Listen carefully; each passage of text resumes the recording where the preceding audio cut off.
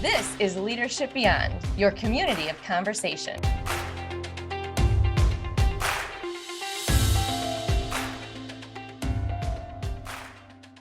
Joining us today is Traci Austin. She's the founder and chief strategy officer at Elevated Talent Consulting, a distinguished training and consulting firm.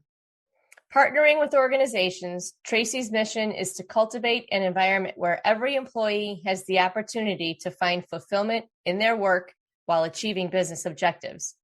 She hosts the People Strategy podcast, focused on bridging the gap between CEOs and professionals to optimize talent for businesses. I really like the way that she takes the abstract notion, often seemingly abstract, of aligning business strategy and people strategy, and gives us concrete examples that demonstrate that if you have an attitude of cascading alignment of the business strategy and the people strategy throughout the organization, it will impact business results and employee fulfillment and career advancement. I agree. You're in for a real treat because Traci literally took us into things that are happening with her clients right now, and told stories about it and shared examples very specific to things that are happening now that are of concern for business leaders and HR leaders. You're in for a treat. Welcome, Traci Austin. Good afternoon, Traci. Thanks for joining us. It is so great to be here. Here we are. Finally, we get to talk. I know. This was a long one to schedule. Sometimes Traci, it works that way. Yeah, it does. It does. Well, we're busy, right? We're busy focusing on people, which is the good thing. And that's exactly what we're here to talk about. So you've been in the business of helping businesses and HR solve people problems, which we know are business problems, for a long time. What is front and center in that landscape today? What are, some of the big challenges that you're starting to hear and see from your clients today more than maybe in previous years? Yeah. So some of the biggest challenges that we're seeing with people problems is the first one is a misalignment on the goals. We don't know what winning looks like. And so when we don't know what winning looks like, this could be the executive leadership team doesn't know exactly what winning looks like for, their private equity firm. We've got these numbers, but what really is that? This could be, leaders inside of the organization. What does winning look like for their team? And are they winning or are they not winning? So it really goes down all levels of the organization. And so what are some things you can do to communicate cross-functionally, not just up, but across the organization, so that people get an idea what winning looks like before they do an awful lot of work and they go, well, this isn't it. Yeah, absolutely. So I love to tell stories, and I won't necessarily name a client, but I'm just going to start with a client conversation I actually had this morning. And this is an HR director. And we're having a conversation this morning, and I just said, hey, I'll call her Kara. I said, hey, Kara, you look really defeated today. She's like, Traci, I am so defeated. And I'm like, why are you so defeated? She goes, I feel like I'm just consistently spinning my wheels. And when I'm spinning my wheels, it's not moving anything forward. And I don't know if I'm winning or not. And so we continued that conversation, but I want to back up a minute as to, kind of the landscape for this organization is they have a PE firm that is supporting them, and there's really clear goals, for what they need to hit in a scorecard. However, what's happening is the communication isn't happening down through the organization. And so what we're setting up with her is really looking at and saying, what is the business strategy? How are we implementing your product into the market? And there's 3 key buckets with that. I said, okay, great. So we've got a business strategy. What is the timing of these things when they're happening? So it's like, all right, well, this job site is starting and ending on this date. And it's in a location we've never been in before. Going, okay. And then we're doing an acquisition. I said, okay. So like what we're hearing within this people strategy or within the business strategy is we're expanding into different areas. We have 3 buckets of business that we're doing it in. And we are going to purchase another firm or acquire another firm that's going to help us do these things. I said, great. What are the business results you're going for? So it's listed in revenue. It's listed in what's sold, right? These are normal things. However, what happens in between the business strategy and those business results? This is where it gets fun. So I went back to Kara, back to our conversation this morning about, I feel like I'm spinning my wheels and nothing's sticking.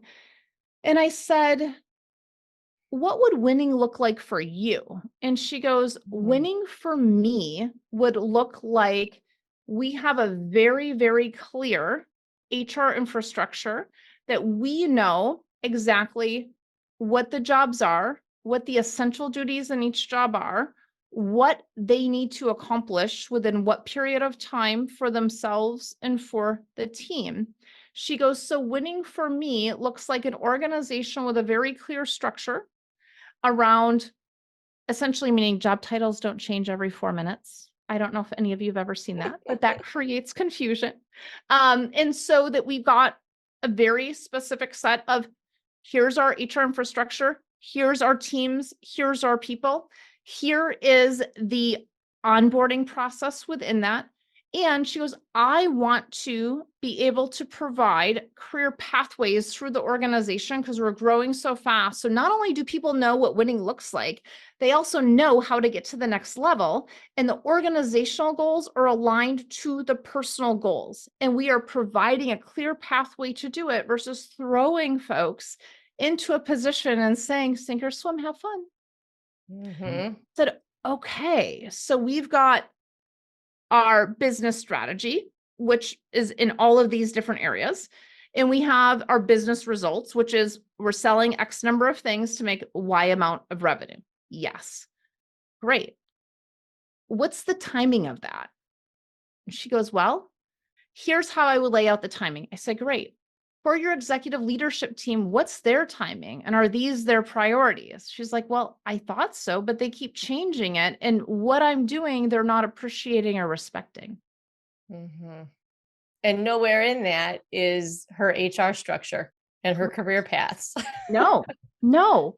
So what we work with organizations so much on, and typically I'm brought into the HR department because that's my background, is, I'm brought into the HR department and the HR department is like, we don't know what to do because we want to implement these things that are so important to us that are structure and policy and compliance and raising people up to reach those items.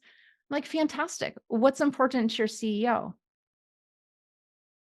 Well, I think it's this profit number. So, okay. What's important to your executive leadership team? Well, I think it's this, I think it's sales. Okay. So when you're presenting your HR plans to your executive leadership team, are you presenting it in a way that is in their language that's important to them?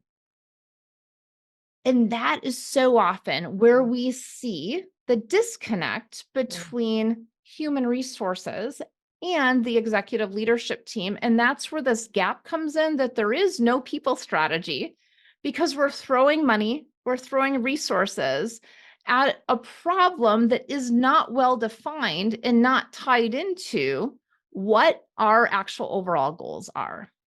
And so if you take that example, you can't expect the CEO to get excited about restructuring human resources. Nope, not at all.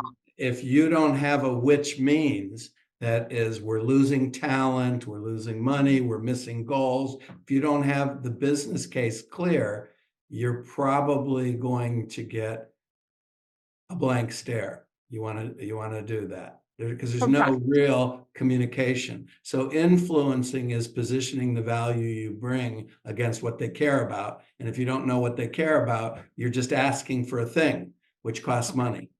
Correct. And then if you add in the mindset that is in so many organizations, which is HR is a cost center, it's like, okay, great, I can buy that. Yet, what do you want? If I know what you want, I can help us to get there. And the other key problem that I see over and over is that we are not aligned as a team. So here's how we resolve that in creating our people strategies. So this goes into our performance review process. Now, is performance review anyone's favorite day of the year ever? Nope. So what we're doing On within either side, HR Yeah, or then they employee. say we need to do it more often. They don't do it well, and they think if they do it more often, it's going to get better, and it doesn't. Right. And look, what if our performance review process is really just around one-on-one feedback with alignment on what our goals are, what winning looks like, and how we get there? But we have to be aligned. So how do we align that business strategy to the business results within the infrastructure of what we're doing and the right timing and the right finances? Because so much of a part of a people strategy has to do with how many dollars do we have at a given period of time and how many people resources do we have at a given period of time? And the reason why I bring this up is so many of my clients are landscaping, manufacturing, food service. There's certain times of the year that are crazy busy. There is zero room for training, development, planning, and organizing. Mhm. The times of the year that we have the people resources for planning, development, organizing, and training is not when we have the dollars, unless we have a people strategy that is aligned to our business strategy to hit the business results, which means we have to think forward. So back to my performance reviews. So go ahead. Yeah. So when we look at performance reviews, and this may have been your question, Tom, is how do we align executive leadership team with our director team, with our management team, and with our individual departments? Here's how we align it. When we set up our performance reviews, there are scores that are specifically aligned for, did our organization hit the goal? This forces a couple of different things. This forces the organizational goal to actually be shared through the entire organization, right? Now our production operators know what the organizational goal is. It may be a dollar number, it may be a percentage of gross revenue, but we're explaining to them why that thing is important. Of course, in a way that holds confidentiality. We're not sharing company secrets here, but we need to know what the organizational goal is and why is what I do important in hitting that, whether it's from a production operations position, a sales position, an HR role. When we can personally align individual goal to organizational goal and really the culture of why is this important? I have a story from Boeing, which is, there was a operator on the line and an executive walked through and said, "Hey, what are you doing?" She's like, "I'm just putting these pieces together and I'm putting these, electrical pieces together." She goes, "Do you know the importance of that?" She goes, "No, I just get to put pieces together every day." She goes, "Okay." The executive came back the next day on the line and said, "Hey, I want to share something with you. Do you know what you do and the importance it has?" She goes, "No, I just put these electrical pieces together." She goes, "Here's what you do. You put the electrical pieces together that operate the emergency management system on the plane. I want to show you 4 pictures of the people you have saved because that function worked when this plane had this incident. What you do has a tremendous value on the lives of the individuals that are in our airplanes every day. And I want you to hear that." So what we did is we just tied an organizational goal, which was revenue, to something personal of the job that they're doing. Mhm. In the performance appraisal, how we do that is we have the organizational goal. Everyone in the organization, from the CEO to the janitor, gets the same score. Period. There is no discussion. On your team, everyone on that team gets the same score for that team goal. But here's the kicker. This is where it gets fun. Where does the manager or where does the VP of human resources go? Do they go on the executive leadership team or do they go on the HR team? They go on the executive leadership team. Because guess what? That executive leadership team must be functioning as a team for the teams that report into them, including those leaders, to be aligned between organizational goal, executive leadership team goal, director level goals, department level goals. So everyone on that team gets the same exact scoring. And now the individual goals must cascade into the team goals. The team goals cascade into the organizational goals. What we just did is we aligned and we made known what was specifically important to the CEO to align it all the way through. So we know what winning looks like at every phase. And guess what? We're going to tie it to money and we're going to tie it to your score, which you care about. And you're going to tie it to people because the VP of HR exactly is sitting with the executive team. Exactly. So if you don't integrate it into the trenches in the different places, some will do it, some won't, but organizationally, there's no prayer to do it. No. And so I had a client that I was on a call with the other day, and he had said, Traci, I'm so frustrated. This is a construction company. He goes, and they're big. They're like 250 employees, so big for construction in a specialized area. And he said, Traci, I'm so frustrated because it doesn't feel like one company. What we have is each department runs as their own company, and we just fight against each other all day long. So business strategy, each of those departments has a very specific piece of implementing that business strategy to get to the business results. The biggest fights we see are between sales and production. How do we tie sales back to production to ensure something, whatever is sold, can actually be done in the time frame that it was promised? Mm-hmm. And so that's how we're tying all those things together, and what happens, as you said, Tom, is if we don't align these things together and cascade it, so we know what winning looks like for the org, the team, and the individual, we also are solving some of those infighting issues by cascading them together. So now we're forced to work as a team versus as silos.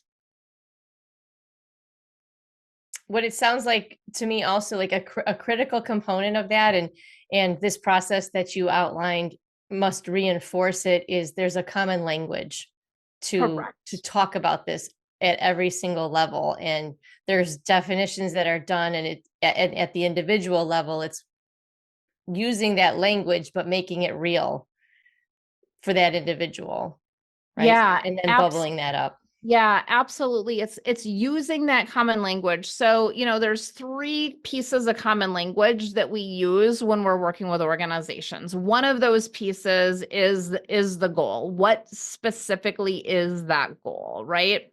And we want to ensure that that goal is aligned to the strategy. So we can all agree, yep, we know what the goal is. The second, piece of common language that we use is we use a tool called Predictive Index, so that we can really look and say, hey, fit to role becomes really important in meeting these. And if we know that Traci's a maverick, we know her strength is not that detail orientation, but man, she can come up with those ideas and drive it forward. She needs a guardian or a craftsman to work really closely with to help her implement that. Great. Once we have that common language that we can start to tie these things together, and to support individuals and how they can hit those goals, we have the common language. So we have the goal common language. We have kind of the who we are and the people common language.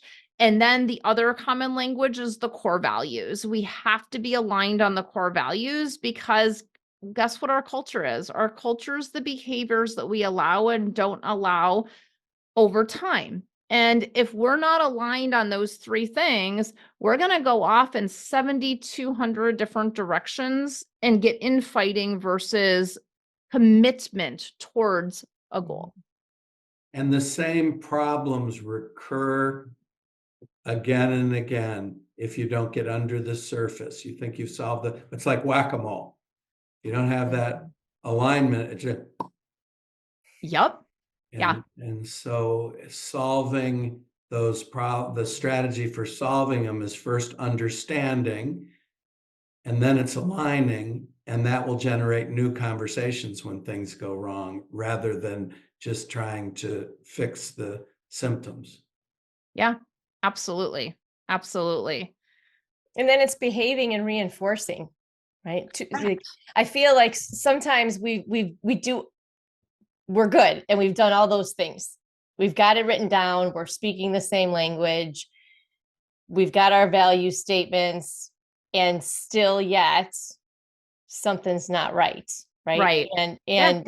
if we don't live by all that we wrote down, Right. the culture is not what the culture is defined on We paper. saw that in the Right. 80s with the mission statements. Every company felt compelled to have them, and they were fun to generate. We can agree with values when the food is good and we're in a room, and we're not being disingenuous. It's just that when they come out of the fun seminar and they're dealing with real people and don't have any people strategies, we forget the values, and everybody would frame them and put them on the wall, say, turn around and tell me what your company mission statement is. They couldn't do it. They pass it every day because it didn't meet the real world.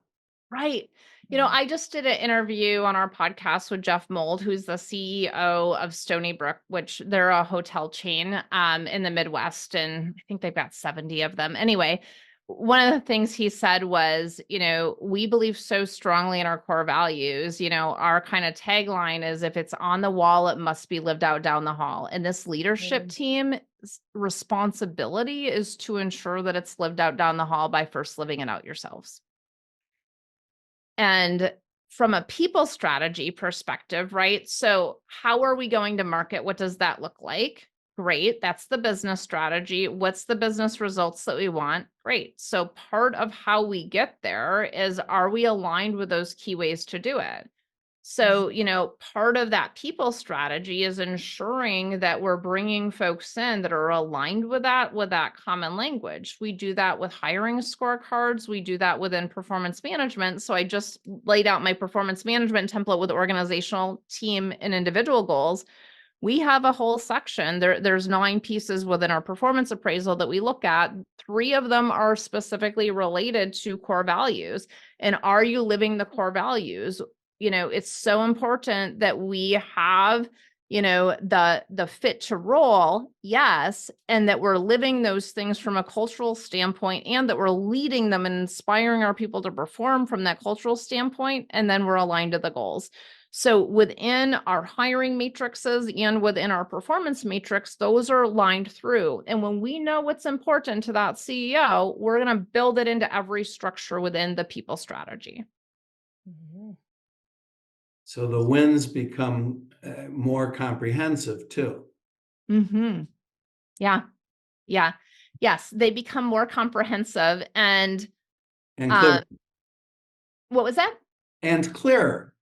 Yeah. They become more comprehensive and they become clearer. And I'm looking at my computer for a minute because I got this email. It is 2:06 right now. I got this email at 1:26 from a client, and it says, I just wanted to share the message below with you. I'll call him Carter, obviously has been doing amazing, as we all know, but he consistently goes above and beyond. Here's an example. Background.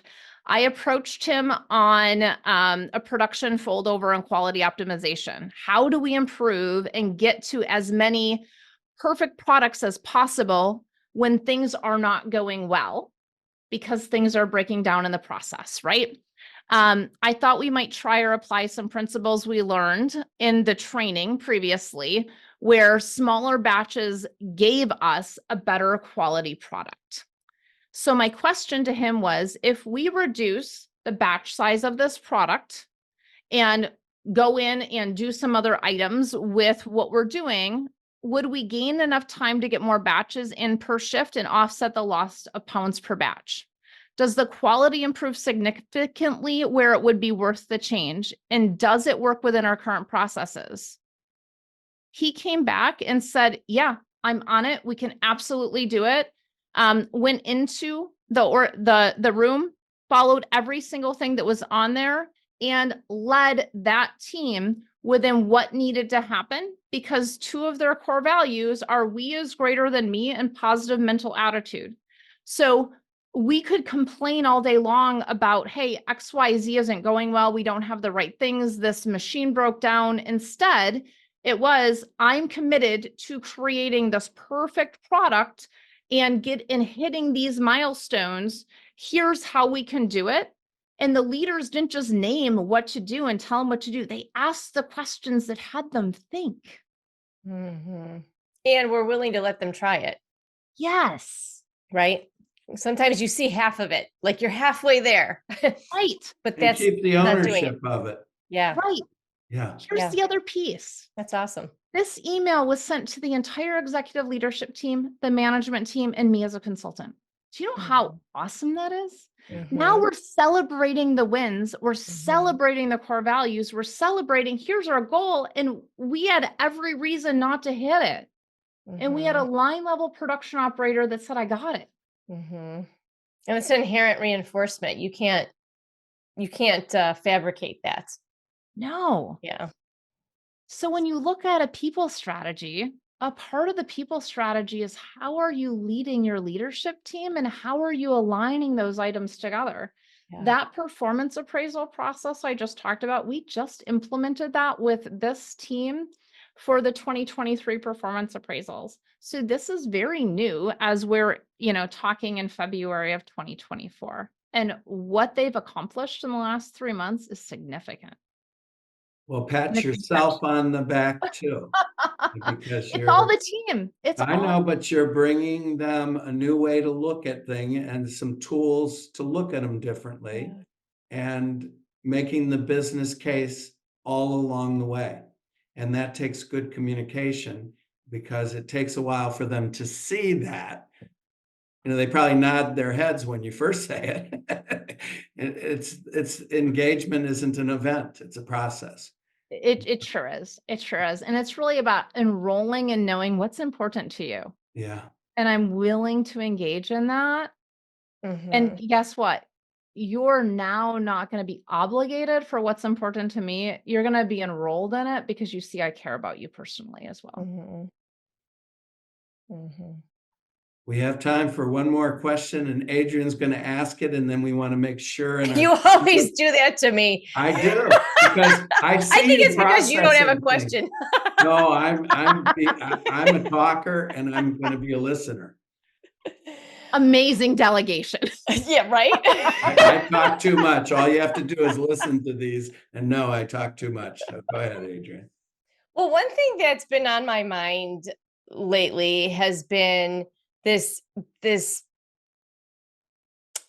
sort of conundrum between the balance of policy, HR policies, you pick it, benefits, plans, and often that is driven by cost, right? Or investment.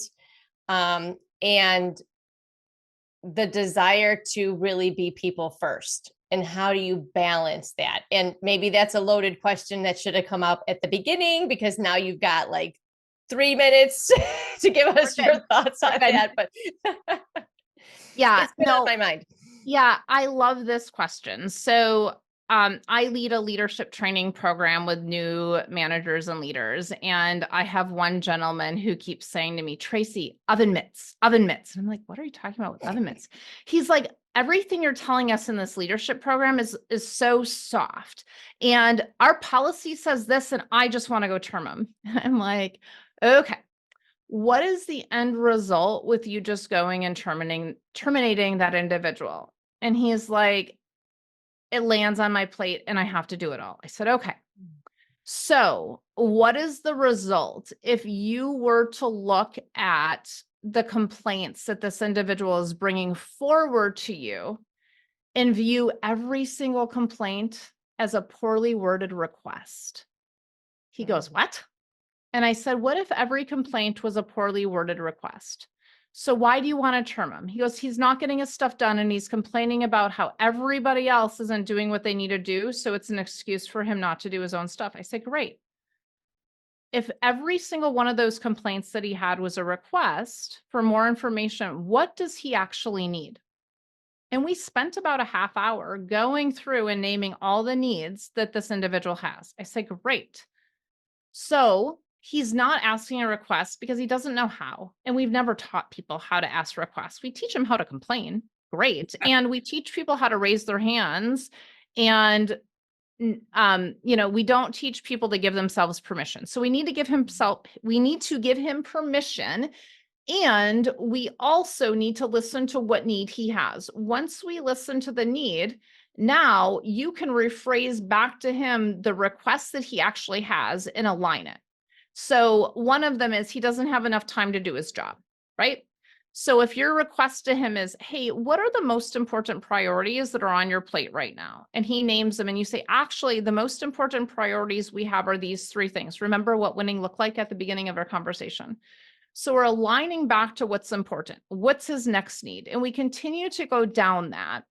So what we're doing with that approach is we're figuring out the need.